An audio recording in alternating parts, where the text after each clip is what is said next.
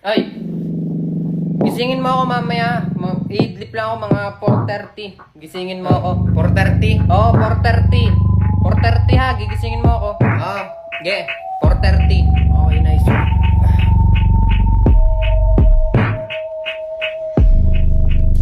Window. Window.